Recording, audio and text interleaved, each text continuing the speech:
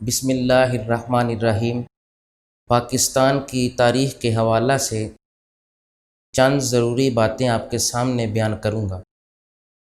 14 اگست کے موقع پر جتنے بھی ذمہ دار ہیں، جن کے پاس اقتدار ہے اور عیاشیوں کا سارا سامان ہے، ایک بھی شخص دکھاؤ ہمیں کہ جس نے یہ نعرہ لگایا ہو پاکستان کا مطلب کیا، لا الہ الا اللہ، دستور ریاست کیا ہوگا، محمد الرسول اللہ صلی اللہ تعالی علیہ وسلم۔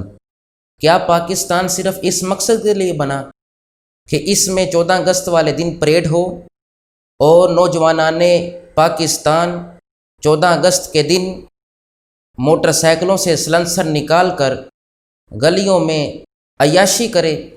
یہ ملک پاکستان وطن عزیز قربانیوں سے حاصل کیا ہوا پاکستان ہے۔ یہ صرف اس مقصد کے لیے نہیں کہ ہم اس دن پریڈ کریں اور گاڑیوں سے سلنسر نکال کر ہم اس دن عیاشی کریں، بلکہ اس دن تو شکرانے کے نوافل ادا کرنے چاہیے کہ رب ذوالجلال نے ہمیں یہ وطن عزیز عطا کیا۔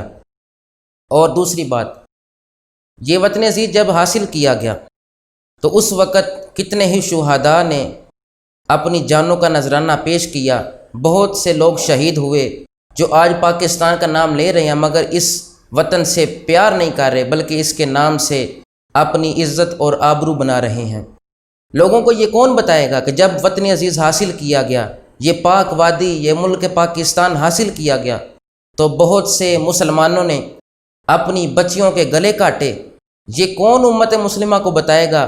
یہ نوجوانان پاکستان اور نوجوانان اسلام کو یہ بات کون بتائے گا؟ مسلمانوں کی عورتوں نے کنویں میں چھلانگیں کیوں لگائی؟ فقط انہوں نے اپنی عزت اور آبرو اور اپنی عصمت کی حفاظت کی۔ یہ ملک پاکستان شہداء کی قربانیوں سے حاصل کیا ہوا ہے۔ یہ صرف اس مقصد کے لیے نہیں کہ ہم اس دن عیاشی کریں۔ اور سب سے اہم بات کہ جب 1857 سے لے کر 1947 تک بہت سے مسلمان اور علماء مشائخ جنہوں نے اپنی جانوں کا نذرانہ پیش کیا اور وہ پھانسیوں پر چڑھے، یہ وطن عزیز جب حاصل کیا گیا، لوگوں کو یہ کون بتائے گا کہ یہ شہداء کے خون سے لی ہوئی یہ وادی ہے، یہ پاکستان ہے، یہ وطن عزیز ہے؟ علامہ فضل حق خیر آبادی نے یہ لوگوں کو کون بتائے گا کہ مٹی کے ٹوکرے انہوں نے کیوں اٹھائے؟ صبح ناشتے میں بہادر شاہ ظفر کو اس کے بیٹوں اور پوتوں کا سر ناشتے میں دیا، اور ہندوؤں اور سکھوں نے بہادر شاہ ظفر سے حکومت بھی چھین لی۔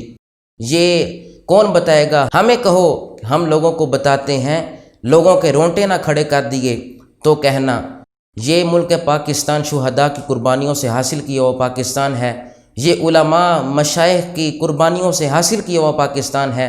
اس میں پیر و مان کی شریف امیر ملت پیر سید جماعت علی شاہ صاحب اور دیگر علماء حق، علماء ربانی جین نے اپنی جانوں کا نذرانہ پیش کیا، اور ہمارے تو علماء وہ تھے، ہمارے مشائخ تو وہ تھے جنہوں نے صرف ملک پاکستان کو حاصل کرنے کے لیے، اے نوجوانان اسلام اس بات کی طرف غور کرو کہ انہوں نے اپنی جانیں اور اپنی ہڈیوں کو بسیدہ کر دیا انگریزوں کی جیلوں میں، اور وہاں پر ہی رہ کے اس ملک پاکستان کے لیے اپنی جان کا نذرانہ پیش کر دیا۔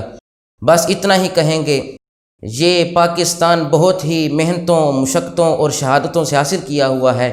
نوجوانان اسلام جو گلیوں میں پھرتے ہیں جھنڈے باندھ کر، اور پاکستان کے نام پر جو لوگ عیاشی کر رہے ہیں، وہ اس سے محبت کریں، عقیدت کریں۔ ہماری ماؤں بہنوں نے قربانیاں پیش کی، یہ پاکستان قربانیوں سے حاصل کیا ہوا ہے۔ سارے جہان سے اچھا پاکستان ہمارا، ہم بلبلیں ہیں اس کی، یہ گلستان ہمارا۔ پروردگار ہمیں اس وطن عزیز کے ساتھ محبت کرنے کی توفیق عطا فرمائے۔